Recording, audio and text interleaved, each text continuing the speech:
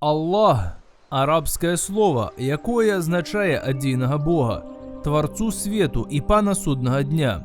У арабістиці лічиться, що слово «Аллах» розшифровується як «Аль-Ілях» і з'являється виником злиття певного артикля, одиночного ліку «Аль» і «Ілях» – слово, яке означає «Бог». Однокоренне з гаврейським «Елогім» у Біблії, арамейське «Елях», сирійським «Аллах» і акадським «Ель». Слово «Аллах» завсюди вживається в одинім ліку во всіх писаннях ісламу, показуючи на одинство і одинність Бога як підтвердження відхилення шмат Божий.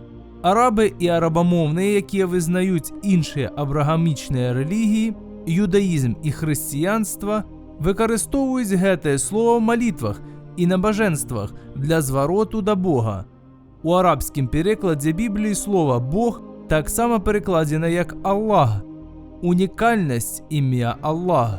Мусульмані віддають перевагу використовуванню слова «Аллах» замість слова «Бог».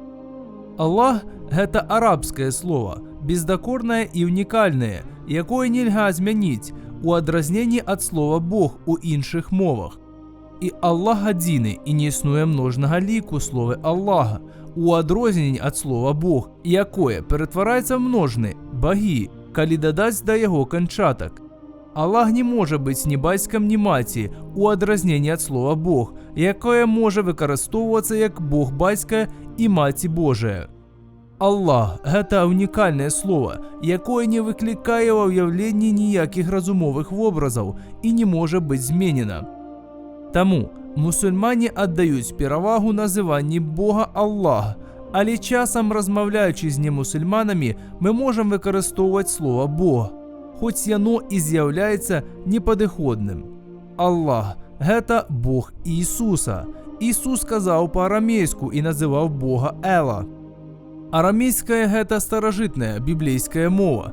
Гэта одна з семітських мов, яка так само включає іврит, арабську, ефіопську і старожитну асирійську і вавилонську мови. Арамейський Ела і арабський Аллах – гэта одно і тое самое. Ви можете легко убачити подобенство в їх вимовленні, тому з гэтага виникає, що Бог Ісуса, мир йому, з'являється так само Богом мусульман, усяго чоловіцтва і усяго, що існує.